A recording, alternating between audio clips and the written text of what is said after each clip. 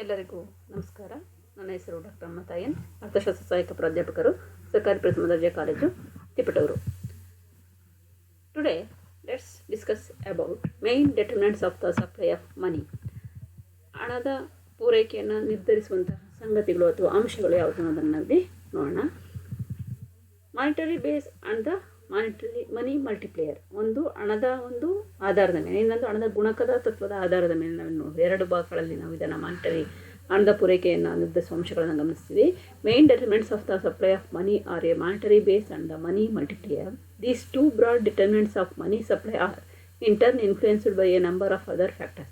Various factors influencing the money supply are discussed below. First one, monetary base. Another ಆಧಾರದ ಮೇಲೆ ನಾವು ನೋಡೋಣ. Magnitude of the monetary base is the significant determinant of the size of the money supply. Money supply varies directly in relation to the changes in the monetary base. Monetary base refers to the supply of funds available for use either as cash or reserves of the central bank. Monetary base changes due to the policy of the government and is also now influenced by the value of money.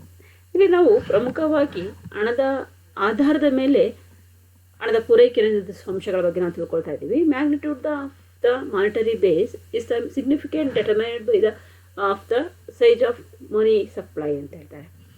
ಇಲ್ಲಿ ಪ್ರಮುಖವಾಗಿ ಹಣದ ಒಂದು ಪೂರೈಕೆ ಅದರ ಗಾತ್ರದ ಆಧಾರದ ಮೇಲೆ ನಿರ್ಧಾರ ಆಗುತ್ತೆ. Money supply various directly in relations to the changes in the monetary base. ಅದು ಸಂಪೂರ್ಣವಾಗಿ ಹಣದ ಪೂರೈಕೆ ಅನ್ನುವಂಥದ್ದು ಹಣದ ಒಂದು ಆಧಾರದ ಮೇಲೆ ನಿರ್ಧಾರ ಆಗುವಂತಹದ್ದು. Monetary base refers to the supply of funds available for use either as cash or reserves of the central bank. ಬ್ಯಾಂಕಿನಲ್ಲಿರುವಂತಹ ನಗದು ರೂಪದಲ್ಲಿರ್ಬೋದು ಅಥವಾ ರಿಸರ್ವ್ ಅಂದರೆ ನಿಧಿಯ ರೂಪದಲ್ಲಿರುವಂಥದ್ದಾಗಿರ್ಬೋದು ಅಥವಾ ನಿಗದಿಪಡಿಸಿರುವಂತಹದ್ದರ ರೂಪದಲ್ಲಿ ಹಣದ ಪೂರೈಕೆ ಅನ್ನುವಂಥದ್ದು ಇರ್ಬೋದು. Monetary base changes to the policy of the government is also influenced by the value of money. ಹಾಗಾಗಿ ಇದರ ಆಧಾರದ ಮೇಲೆ ನಾವು ಹಣದ ಪೂರೈಕೆಯನ್ನು ಹಣದ ಆಧಾರದ ಮೇಲೆ ನಾವು ನೋಡಿದಾಗ ಸರ್ಕಾರ ರೂಪಿಸುವಂತಹ ನಿಯಮಗಳ ಆಧಾರದ ಮೇಲೆ ಹಣದ ಪೂರೈಕೆ ಅಥವಾ ಹಣದ ಮೌಲ್ಯ ಅನ್ನುವಂಥದ್ದು ನಿಂತಿರುತ್ತೆ. Second one, money multiplier. Money multiplier as positive influence upon the money supply. ಈ ಹಣದ ಗುಣಕ ಅನ್ನುವಂಥದ್ದು ಹಣದ ಪೂರೈಕೆಯ ಮೇಲೆ ಒಂದು ಧನಾತ್ಮಕವಾದಂತಹ ಪ್ರಭಾವವನ್ನು ಬೀರುತ್ತೆ. And increase in the size of money will increase the money supply and vice ವರ್ಸ ಅಂತ. ಇಲ್ಲಿ ಮನಿ ಅನ್ನುವಂತಹದ್ದು ಹಣದ ಒಂದು ಏನು ಧನಾತ್ಮಕ ಕಾರ್ಯವನ್ನು ಗುಣಕ ನೀಡುತ್ತೋ ಆಗ ಹಣದ ಒಂದು ಗಾತ್ರ ಸಹ ಹೆಚ್ಚಾಗುತ್ತೆ, ಅದ್ರ ಜೊತೆಗೆ ಹಣದ ಪೂರೈಕೆ ಸಹ ಹೆಚ್ಚಾಗುತ್ತೆ ಅನ್ನುವಂಥದ್ದು ನಾವಿಲ್ಲಿ ನೋಡ್ತೇವೆ.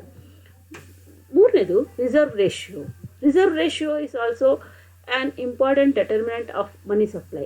ಇದು ಸಹ ರಿಸರ್ವ್ ರೇಷಿಯೋ ಅಂತಂದರೆ ಏನು ಪ್ರತಿಶತ ಅನ್ನುವಂಥದ್ದು, ಇದು ಸಹ ಇಲ್ಲಿ ನಮಗೆ ಪ್ರಮುಖವಾದಂತಹ ಒಂದು ಕಾರ್ಯವನ್ನು ನಿರ್ವಹಿಸುತ್ತೆ ಹಣದ ಪೂರೈಕೆಯಲ್ಲಿ. The smaller cash reserve ratio enables greater expansion in the credit by the bank and Dus increase the money supply and vice ವರ್ಸ. ಇಲ್ಲಿ ನಮ್ಮ ಕ್ಯಾಶ್ ರಿಸರ್ವ್ ರೇಷಿಯೋ, ನಗದು ಹಣದ ಒಲವು ಅನ್ನುವಂಥದ್ದು ಅಥವಾ ನಗದು ಪ್ರತಿನಿಧಾನ ಅನ್ನುವಂಥದ್ದು ಏನಿದೆಯೋ ಈ ಒಂದು ಹಣ ಅನ್ನುವಂಥದ್ದು ಹೆಚ್ಚಾದಷ್ಟು expansion in the credit by the ಬ್ಯಾಂಕಿನ ಒಂದು ಹಣದ ಒಂದು ಸಾಲ ಪ್ರಮಾಣ ಹೆಚ್ಚಾದಷ್ಟು ಸಹ ಹಣದ ಪೂರೈಕೆ ಸಹ ಅನ್ನುವಂಥದ್ದು ಸಹ ಹೆಚ್ಚಾಗುತ್ತೆ. ಹಣದ ಸರ್ಕಾರ ಬ್ಯಾಂಕ್ಗಳು ಏನು ಹಣವನ್ನು ಹೆಚ್ಚು ಪೂರೈಕೆಯನ್ನು ಮಾಡ್ತಾವೋ, ಸಾಲ ರೂಪದ ಹಣವನ್ನು ಹೆಚ್ಚು ಮಾಡ್ತಾ ಹೋಗ್ತಾವೋ ಆಗ ಹಣದ ಪೂರೈಕೆ ಆರ್ಥಿಕ ವ್ಯವಸ್ಥೆಯಲ್ಲಿ ಹೆಚ್ಚಾಗುತ್ತೆ ಅನ್ನುವಂಥದ್ದು. Reserve ratio is often broken down into the its two component parts. ಈ ಒಂದು ರಿಸರ್ವ್ ರೇಷಿಯೋನಲ್ಲಿ ಅಂದರೆ ಒಂದು ನಗದು ಒಲವಿನಲ್ಲಿ ಎರಡು ಪ್ರಮುಖವಾದಂತಹ ಒಂದು ಅಂಶ ಇದೆ ಪ್ರತಿನಿಧಾನದಲ್ಲಿ. ಒಂದು excess reserve ratio which is the ratio of excess reserve to the total deposit of the bank. ಬ್ಯಾಂಕಿನಲ್ಲಿರುವಂತಹ ನಗದು ಹಣ ಅನ್ನುವಂಥದ್ದು ಹೆಚ್ಚಾದಷ್ಟು ಸಹ ಅಲ್ಲಿ ರಿಸರ್ವ್ಸ್ ರೇಷಿಯೋ ಸಹ ಏನಾಗುತ್ತೆ, ಹೆಚ್ಚಾಗುತ್ತೆ. Required reserve ratio which is the ratio of required reserves to the total deposit of the bank. ಅಂದರೆ ಎಲ್ಲಿ ನಾವು ರಿಕ್ವೆಸ್ಟ್ ಮಾಡ್ಕೊಳ್ತೀವೋ ಆ ಒಂದು ರಿಸರ್ವ್ ಅಂದರೆ ಆದ್ಯತೆಯನ್ನು ಆಧಾರದ ಮೇಲೆ ನಾವು ಏನು ರಿಸರ್ವ್ ಮಾಡಿರ್ತೀವೋ ಅದು ಸಹ ಹೆಚ್ಚಾಗುತ್ತೆ. Their reserve ratio is legally fixed by the central bank and the ratio depends on the market rate of the interest. ಅಂದರೆ ಮಾರುಕಟ್ಟೆ ಬೆಲೆಗಳಲ್ಲಿ ಅದು ಹೆಚ್ಚಾಗೋದನ್ನು ನಾವು ನೋಡ್ತೇವೆ ಅಂತ. ನಾಲ್ಕನೇದು, ಕರೆನ್ಸಿ ರೇಷಿಯೋ. ಕರೆನ್ಸಿ ಮೀನ್ಸ್ ನಾಣ್ಯದ ಒಂದು ಅಥವಾ ಏನು ರೀತಿ ಇರುತ್ತೆ ಅಂದರೆ currency ratio is a behavioural ratio representing the ratio of currency demand to the demand deposit.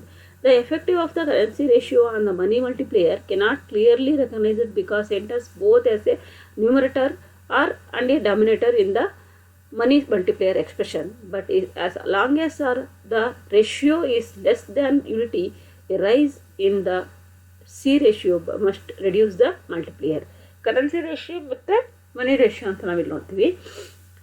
Currency ratio ನಾವು ನೋಡಿದಾಗ ಇಲ್ಲಿ ಪ್ರಮುಖವಾಗಿ behaviour ratio representing the ratio of currency demand and demand deposit, ಹಣದ ಬೇಡಿಕೆ ಮತ್ತು ಠೇವಣಿ ಹಣ ಅನ್ನುವಂಥದ್ದು ಹೆಚ್ಚಾಗುತ್ತೆ ಅನ್ನೋದು. Effect of the currency ratio, ಏನು ಹಣದ ಒಂದು ಪ್ರತಿನಿಧಿ ಇರುತ್ತೋ, ನಾಣ್ಯದ ಒಂದು ಮೌಲ್ಯ ಇರುತ್ತೋ, ಅದು ಮನಿ ಮಲ್ಟಿಪ್ಲೈಯರ್ ಹಣದ ಗುಣಕದ ಜೊತೆ ಕಾರ್ಯವನ್ನು ನಿರ್ವಹಿಸಿದಾಗ ಎಂಟಸ್ ಬೋತ್ ನ್ಯೂಮರೇಟರ್ ಡಾಮಿನೇಟರ್, ಅಂದರೆ ಅದು ಹೆಚ್ಚಾಗುವಂತಹ ಒಂದು ಕಾರ್ಯಗಳನ್ನು ನಾವು ಹಣದ ಗುಣಕಗಳು ಹೆಚ್ಚಾಗುವಂಥದ್ದನ್ನು ನೋಡ್ತೀವಿ. 1+C / R into 1+T into +C, ಇದನ್ನು ನಾವು ಸೂತ್ರವನ್ನು ಬಳಸಿ ಅದನ್ನು currency ರೇಷಿಯೋನ ಕಂಡುಹಿಡ್ಕೊಳ್ಬಹುದಾಗುತ್ತೆ.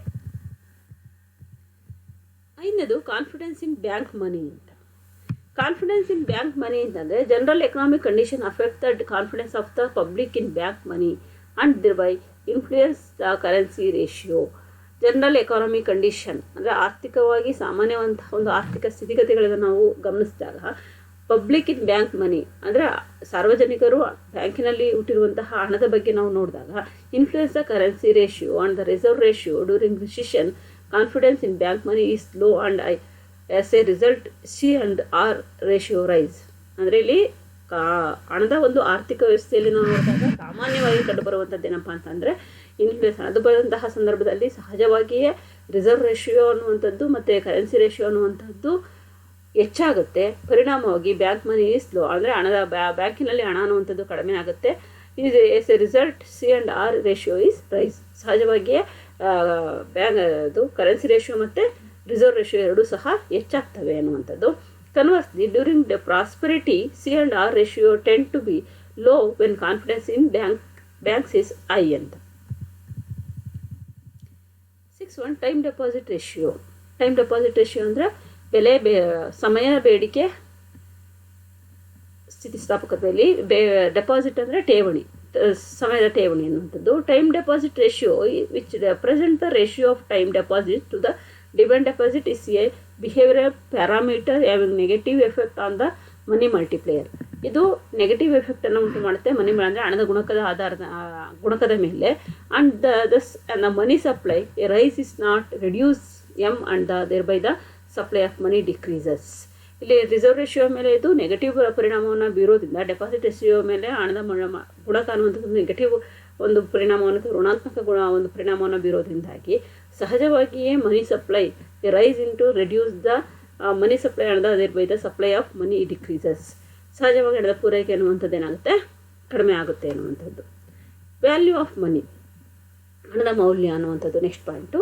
The value of money in terms of other goods and services has positive influence on the monetary base.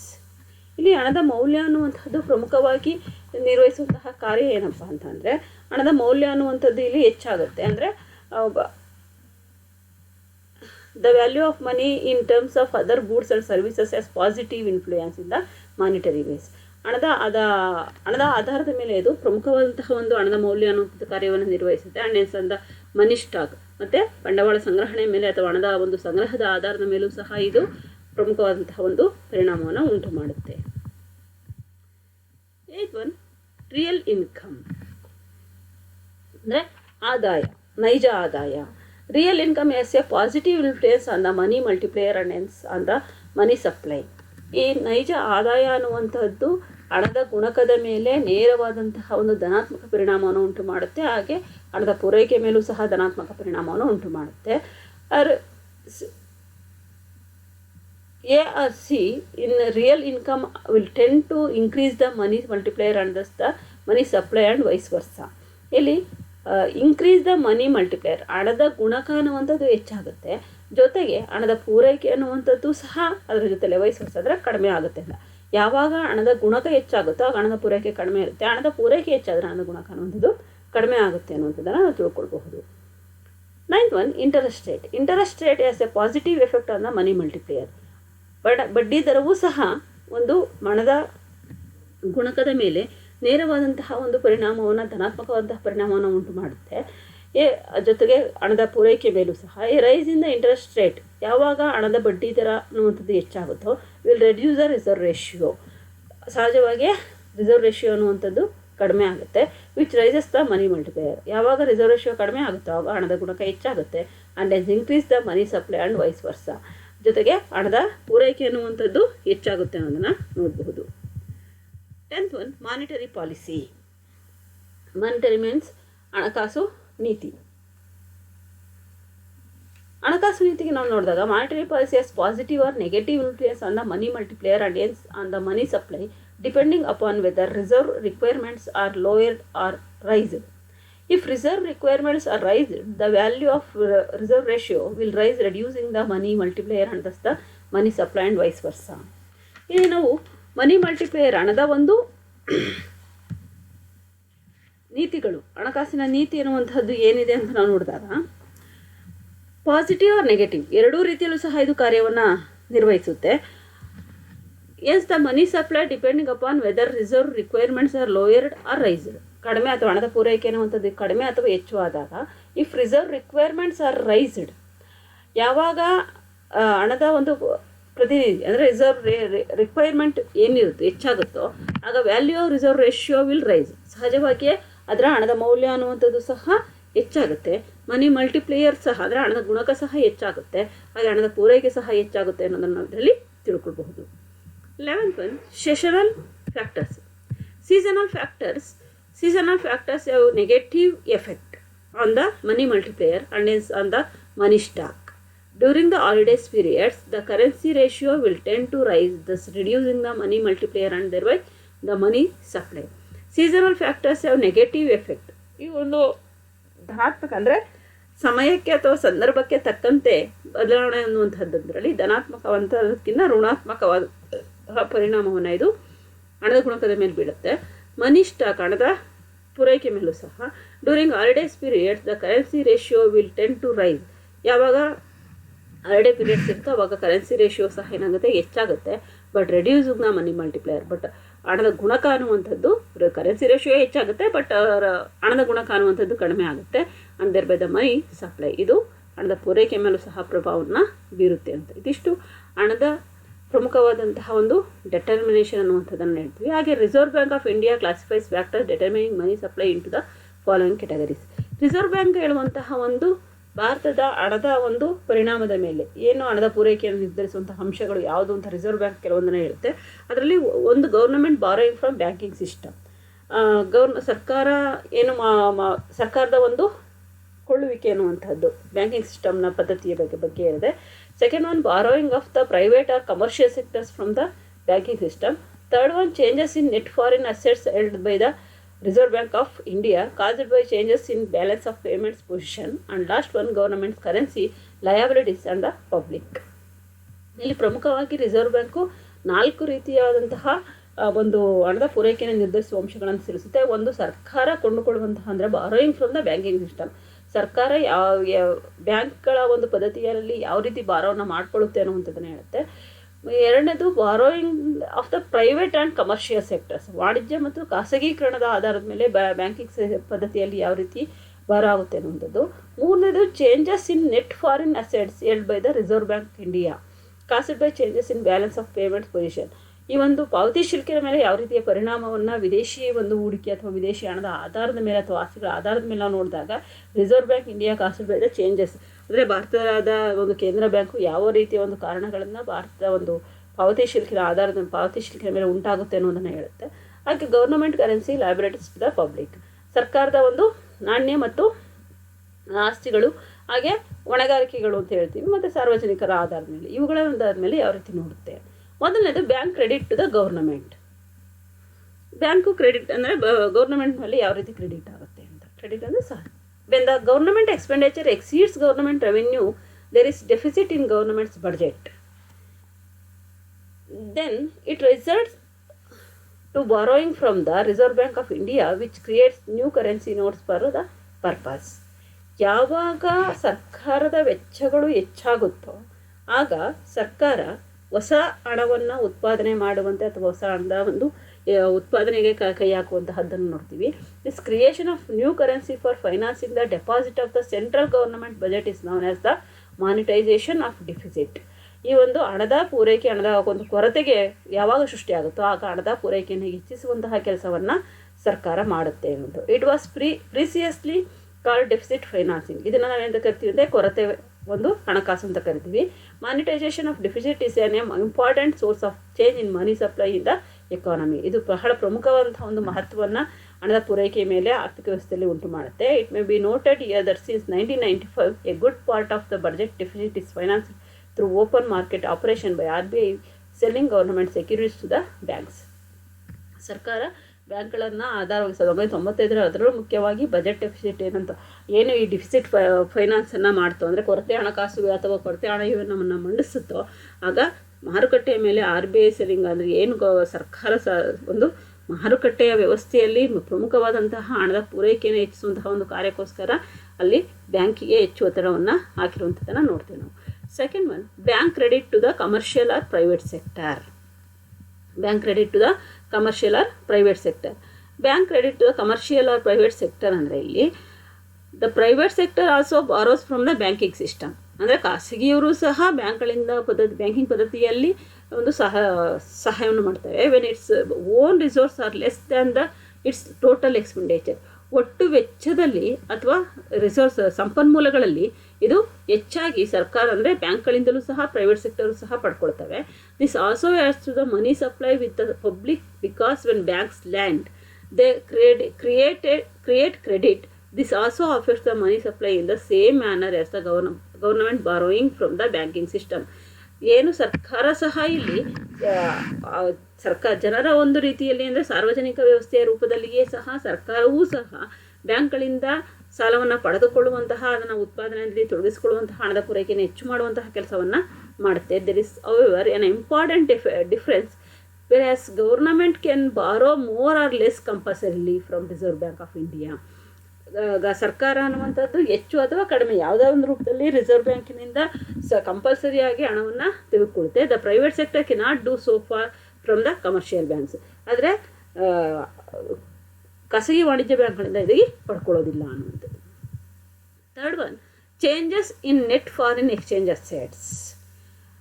ಏನು ವಿದೇಶಿ ಒಂದು ಸಂಪನ್ಮೂಲಗಳು ಅಥವಾ ಆಸ್ತಿಗಳು ಅಂತ ಇದೆಯೋ, ಫಾರಿನ್ ಎಕ್ಸ್ಚೇಂಜ್ ಅಸೆಟ್ಸ್, ವಿದೇಶಿ ನೆಟ್ ಫಾರಿನ್ ಎಕ್ಸ್ಚೇಂಜ್ ಅಸೆಟ್ಸ್ ಅನ್ನೋದನ್ನಲ್ಲಿ ನಾವು ನೋಡಿದಾಗ held by the reserve bank can also bring about a change in the money supply. ಅಂದರೆ ಕೇಂದ್ರ ಬ್ಯಾಂಕು ಸಹ ಹಣದ ಒಂದು ಪೂರೈಕೆಯ ಪ್ರಮಾಣವನ್ನು ಬದಲಾಯಿಸುತ್ತೆ. The change in the net foreign assets may be caused by balance of payment situation. ಈ ಒಂದು ಪಾವತಿ ಶಿಲ್ಕಿನ ಸಮತೋಲನವನ್ನು ನೋಡಿಕೊಳ್ಳುವುದರ ಮೂಲಕ ಆ ಪಾವತಿ ಶಿಲ್ಕಿನಲ್ಲಿರುವಂತಹ ಅಸಮತೋಲನವನ್ನು ಸರಿಪಡಿಸಲಿಕ್ಕೋಸ್ಕರ ಈ ಒಂದು ಫಾರಿನ್ ಎಕ್ಸ್ಚೇಂಜ್ ಅಸೆಟ್ಸನ್ನು ಬ್ಯಾಂಕ್ಗಳು ಬಳಸ್ಕೊಳ್ತವೆ, ರಿಸರ್ವ್ ಬ್ಯಾಂಕ್ ಬಳಸುತ್ತೆ. Suppose the balance of payment is adverse or unfavourable and therefore available foreign exchange is less than the country needs to pay for its imports. ಯಾವಾಗ ಈ ಒಂದು ಪಾವತಿ ಶಿಲ್ಕಿನಲ್ಲಿ ಅಸಮತೋಲನ ಅನ್ನುವಂಥದ್ದು ಹೆಚ್ಚಾಗಿ ಉಂಟಾಗುತ್ತೋ ಆಗ ಕೇಂದ್ರ ಬ್ಯಾಂಕು ಅಥವಾ ಸರ್ಕಾರಗಳೇನು ಮಾಡುತ್ತೆ ಅಂತಂದರೆ ಆಮದಿನ ಪ್ರಮಾಣವನ್ನು ಕಡಿಮೆ ಮಾಡುತ್ತೆ ಮತ್ತು ಆಮದಿನ ಪಾವತಿಯನ್ನು ಕಡಿಮೆ ಮಾಡ್ಕೊಳ್ಳುವಂತಹ ಕೆಲಸವನ್ನು ಮಾಡುತ್ತೆ. ಬೋತ್ ವಿಸಿಬಲ್ ಆ್ಯಂಡ್ ಇನ್ವಿಸಿಬಲ್ ಅಂತ, ಅಂದರೆ ಕಾಣೋ ರೀತಿಯಲ್ಲಿ ಆಗಿರ್ಬೋದು ಅಥವಾ ಕಾಣದೇ ಇರೋ ರೀತಿಯಲ್ಲಿ ಇರಬಹುದು ಅಂತ. Last one, government's currency liabilities the public. Fourth one, ಇದರಲ್ಲಿ changes in money supply in the economy are also brought about government's currency liabilities to the public. ಸಾರ್ವಜನಿಕವಾಗಿ ಸರ್ಕಾರ ಅನ್ನುವಂಥದ್ದು ಇಲ್ಲಿ ಪ್ರಮುಖವಾಗಿ ಕರೆನ್ಸಿ ಲಯಬಿಲಿಟೀಸ್ ದ ಪಬ್ಲಿಕ್ ಅಂದರೆ ಸಾರ್ವಜನಿಕರಿಂದಲೂ ಸಹ ಸಹಾಯ ಅಂದರೆ ಸಾಲಗಳನ್ನು ಮಾಡಿಕೊಳ್ಳುತ್ತೆ. Coins and ₹1 notes represent government's currency liabilities to the public. 1 ಮತ್ತು 2 ರೂಪಾಯಿ ನೋಟುಗಳನ್ನು ಸರ್ಕಾರ ಜನರಿಂದ ಅಂದರೆ ಯಾರು ಬೇಕಾದರೂ ಅಲ್ಲಿ ಸರ್ಕಾರ ಅಂದರೆ ಇದು ರಿಸರ್ವ್ ಬ್ಯಾಂಕೇ ಉತ್ಪಾದನೆ ಮಾಡಬೇಕು ಅಂತ ಇಲ್ಲ, ಸಹಜವಾಗಿ ಬೇರೆ ಒಂದು ಬ್ಯಾಂಕ್ಗಳಿಗೆ ಇದಕ್ಕೆ ಅವಕಾಶ ಇರುತ್ತೆ. On 31st March 2004-05 therefore outstanding balance of government currency liabilities ₹7,291 crore as compared to the 7,071 crores on March 31, 2003. 2003ಕ್ಕಿಂತ 2004-05ರಲ್ಲಿ ಸುಮಾರು 7,291 ಕೋಟಿ ರೂಪಾಯಿಗಳಷ್ಟು 7,071 ಕೋಟಿ 2003ರಲ್ಲಿದೆ. ಅದೇ 2004-05ಕ್ಕೆ ಎಷ್ಟಾಗಿತ್ತು ಅಂದರೆ 7,291 ಕೋಟಿಗಳಿಗೆ ಅದು ಹೆಚ್ಚಾಗಿರೋದನ್ನು ನೋಡ್ತೀವಿ. If government currency liabilities increase, ಇದರಿಂದಾಗಿ ಸರ್ಕಾರದ ಒಂದು ಕರೆನ್ಸಿ ಅನ್ನುವಂಥದ್ದು ಹೆಚ್ಚಾಗಿರುವಂಥದ್ದನ್ನು ನೋಡ್ತೀವಿ. The money supply also increase, ಇದರಿಂದಾಗಿ ಹಣದ ಪೂರೈಕೆ ಅಂತ ಮಾರುಕಟ್ಟೆಯಲ್ಲಿ ಹೆಚ್ಚಾಗುವಂಥದ್ದು. ಇದಿಷ್ಟು ಹಣದ ಪೂರೈಕೆಯನ್ನು ನಿರ್ಧರಿಸುವಂತಹ ಪ್ರಮುಖವಾದಂತಹ ಅಂಶಗಳು. ಒಂದು ರಿಸರ್ವ್ ಬ್ಯಾಂಕ್ ಆಧಾರದ ಮೇಲೆ ಇನ್ನೊಂದು ಜನರಲ್ ಆಗಿ. Thank you one and all.